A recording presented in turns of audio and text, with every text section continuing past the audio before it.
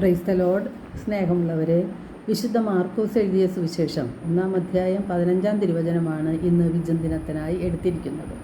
യേശു പറഞ്ഞു, സമയം പൂർത്തിയായി, ദൈവരാജ്യം സമീപിച്ചിരിക്കുന്നു, അനുതപിച്ച് സുവിശേഷത്തിൽ വിശ്വസിക്കുവിൻ. പൂർവ്വകാലങ്ങളിൽ പ്രവാചകന്മാർ വഴി വിവിധ ഘട്ടങ്ങളിലും വിവിധ രീതിയിലും നമ്മുടെ പിതാക്കന്മാരോട് സംസാരിച്ചിട്ടുണ്ട്. എന്നാൽ ഈ അവസാന നാളുകളിൽ തൻ്റെ പുത്രൻ വഴി അവിടുന്ന് നമ്മോട് സംസാരിക്കുകയാണ്. പ്രവാചകന്മാരും ദൈവപുത്രനായ യേശുവും ജനങ്ങളോട് ആവശ്യപ്പെടുന്നത് അനുതപിക്കാനും മാനസാന്തരപ്പെടുവാനുമാണ്. എന്തുകൊണ്ടാണ് യേശു അനുതപിക്കുവാൻ ജനങ്ങളോട് ആവശ്യപ്പെട്ടത്? ഭൂമിയിൽ തിന്മ വർദ്ധിച്ചു വരുന്നത് യേശു കണ്ടു. ഉൽപ്പത്തി 6:5 ഭൂമിയിൽ മനുഷ്യൻ്റെ ദുഷ്ടത വർദ്ധിച്ചിരിക്കുന്നുവെന്നും അവൻ്റെ ഹൃദയത്തിലെ ചിന്തയും ഭാവനയും എപ്പോഴും ദുഷിച്ചത് മാത്രമാണെന്നും കർത്താവ് കണ്ടു. ഭൂമുഖത്ത് മനുഷ്യനെ സൃഷ്ടിച്ചതിൽ കർത്താവ് പരിതപിച്ചു. അത് അവിടുത്തെ ഹൃദയത്തെ വേദനിപ്പിച്ചു. അതുകൊണ്ടാണ് ജനങ്ങളോട് അനുതപിക്കാൻ യേശു ആവശ്യപ്പെട്ടത്. ദൈവരാജ്യം സമീപിച്ചിരിക്കുന്നു എന്ന് യേശു പറയുന്നുണ്ട്. എന്താണ് ദൈവരാജ്യം?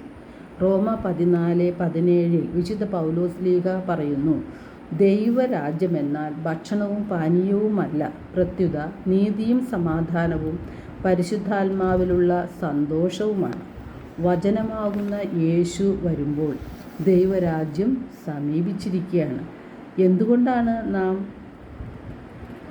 എന്തുകൊണ്ട് നാം അതെല്ലാം ചെയ്യണം?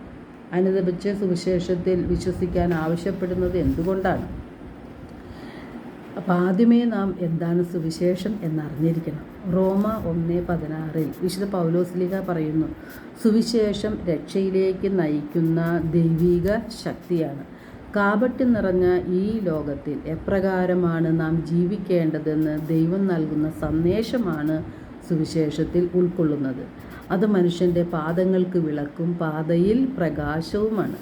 നമ്മിൽ നിക്ഷേപിച്ചിരിക്കുന്ന ആത്മാവിനെ ദൈവം അസൂയയോടെയാണ് അഭിലഷിക്കുന്നത്. ആത്മാവിനെ രക്ഷിക്കുവാൻ നാം എന്താണ് ചെയ്യേണ്ടത്?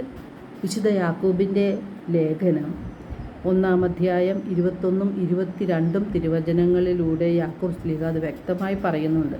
ആകയാൽ എല്ലാ അശുദ്ധിയും വർദ്ധിച്ചു വരുന്ന തിന്മയും ഉപേക്ഷിച്ച് നിങ്ങളിൽ പാകിയിരിക്കുന്നതും നിങ്ങളുടെ ആത്മാക്കളെ രക്ഷിക്കാൻ കഴിവുള്ളതുമായ ജീവൻ്റെ വചനത്തെ വിനയപൂർവ്വം സ്വീകരിക്കുവിൻ.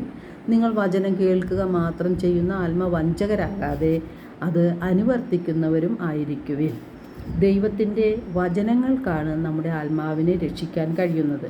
പാപങ്ങൾ ഉപേക്ഷിച്ചുകൊണ്ട് ദൈവവചനമനുസരിച്ച് ജീവിക്കുമ്പോഴാണ് ദൈവാത്മാവ് നമ്മിൽ പ്രവർത്തിച്ച് നമ്മുടെ ആത്മാക്കളെ രക്ഷിക്കുവാൻ നമുക്ക് സാധിക്കുന്നത്. നമുക്ക് പാപബോധവും പശ്ചാത്താപവും നൽകുന്നത് പരിശുദ്ധാത്മാവാണ്. ദൈവത്തിൻ്റെ വചനങ്ങൾ ഗ്രഹിക്കുവാനായിട്ട് നമ്മുടെ ഹൃദയങ്ങളെ തുറന്നു തരുന്നതും പരിശുദ്ധാത്മാവാണ്. ദൈവസ്നേഹത്തിലും പരസ്നേഹത്തിലും ജീവിക്കുവാനായിട്ട് പരിശുദ്ധാത്മാവ് നമ്മെ പ്രേരിപ്പിച്ചുകൊണ്ടേയിരിക്കും. അപ്പോൾ പരിശുദ്ധാത്മാവിനാൽ നിറയുവാനാണ് നാം അനുദിനം പ്രാർത്ഥിക്കേണ്ടത്. എല്ലാവർക്കും ഒരു നല്ല ദിനം ആശംസിക്കുന്നു. ദൈവം നമ്മെ ഓരോരുത്തരെയും സമൃദ്ധമായി അനുഗ്രഹിക്കട്ടെ.